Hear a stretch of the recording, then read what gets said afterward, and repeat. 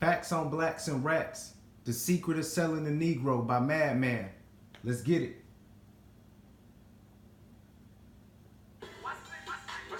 Facts on Blacks and Racks. Facts on Blacks and Racks. Yeah.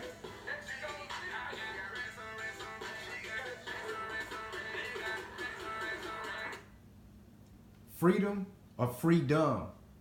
Choose one. This ain't the page for the silly debates. I'm not going to give you the next Barbecue Becky story. I'm not going to keep talking about the president and his racism. He not the first, he won't be the last. I'm not going to give you the next Gucci blackface story or keep talking about R. Kelly and Bill Cosby.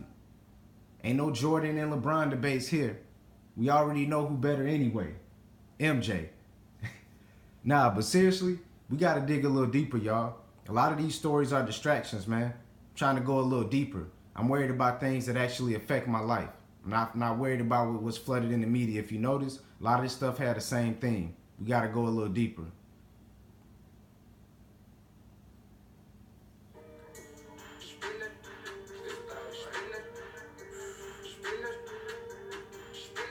The power of the black dollar.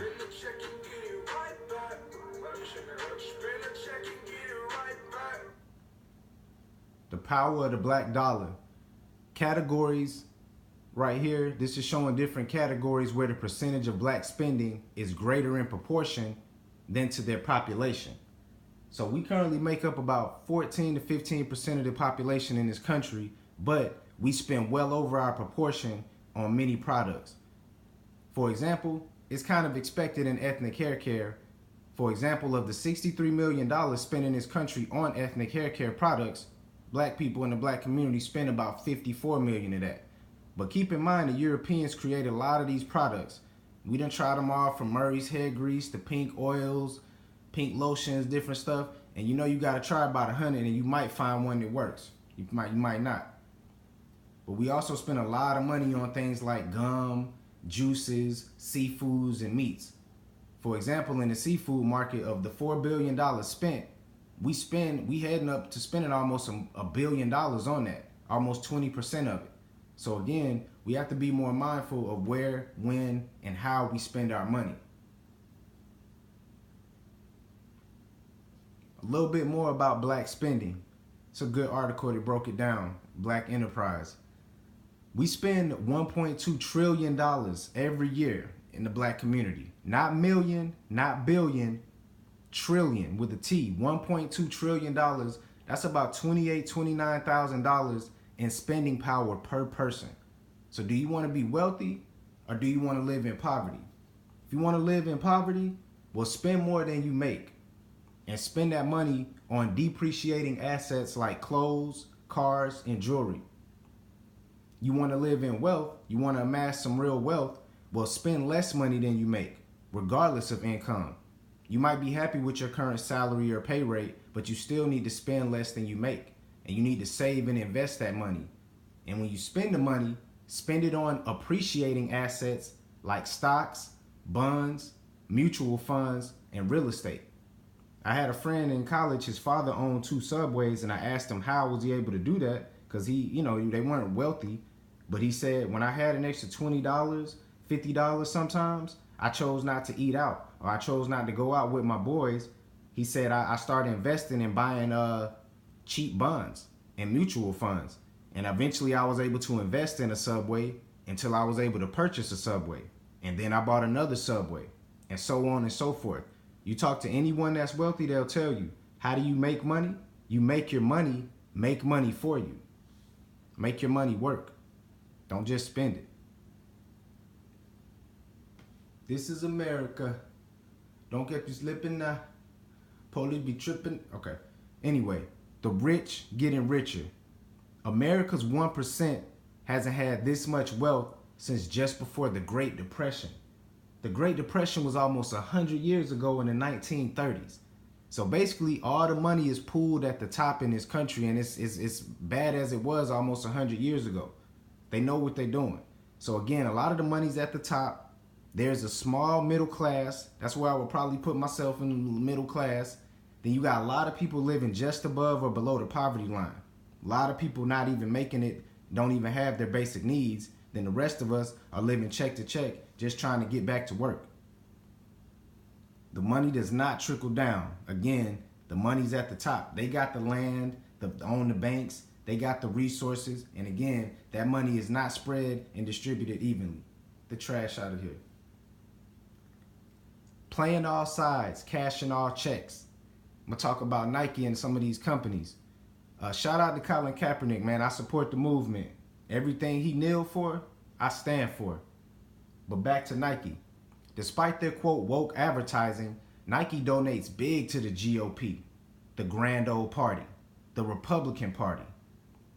This chart here on the right is showing you that. In red is the Republican Party, in blue is the Democratic Party. And this is showing you that Nike donates more money to the Republican Party. So don't be fooled by the Colin Kaepernick ad. They knew what it was. They decided to take the risk. Okay? They also donate a lot to the Democratic Party. That's where I say they trying to cash all the checks. New Balance, I guess, to their credit, don't even try to lie. They give most of their money when it comes to political contributions to the Republican Party. But please believe, man, they all about making money.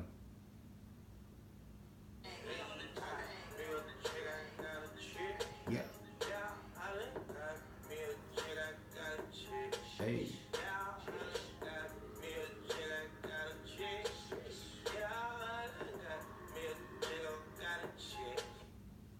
You thought I was joking when I say they all about a check.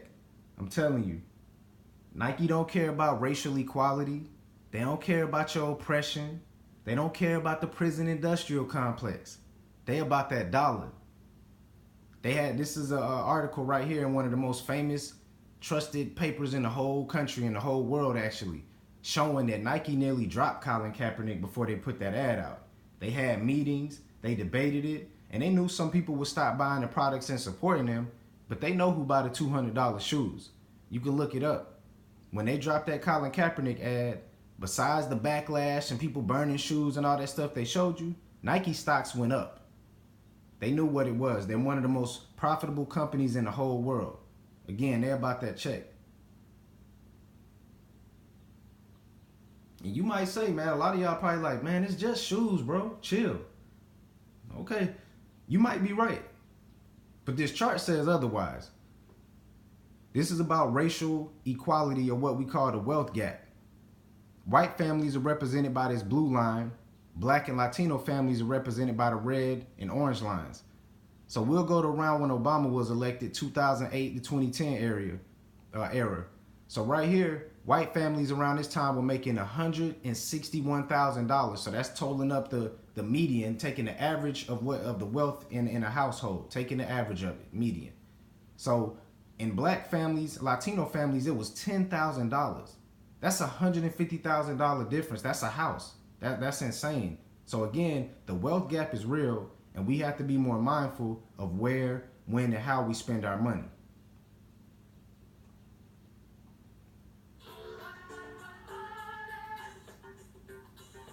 Hey.